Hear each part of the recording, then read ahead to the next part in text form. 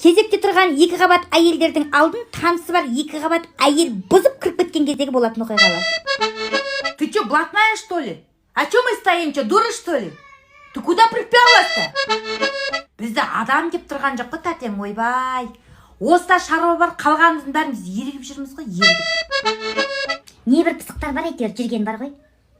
Қазақ танысы дейді. Әке, өткізіңізші, мен бағанан бері тұрмын ғой, балаларым қамап кеткен, мен үйге сүт қойып кеткен қазға, өлә.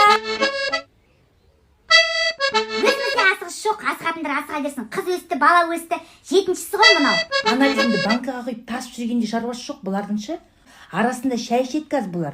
Нервін қозады осындай әйелдерге, нервін қозады. Қараш алып кіріп кетті. Неменеге кіріп кеттің? Біз немене ерігіп тұрмыз да? Шашын жұлып шығару керек оны бері қарай. Шығарыңдар бері қарай. Кеше нервісі қозып очередте тұрған келіншектер бүгін толғатып жатыр. Блин, я больше не могу так. Отрежьте меня, режьте меня. Алтауында да бұндай болып еді. Ойбай. Келіңдер, келіңдер.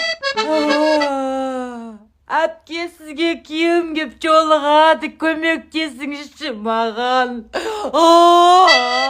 Осыдан кейін тумаймыз, құрсын осыны аман есен тумасақ екінші бір жерге келмейміз.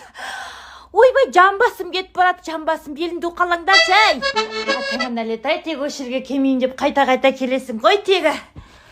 Шыдатпай барады ғой, шыдатпай. Помогите мне.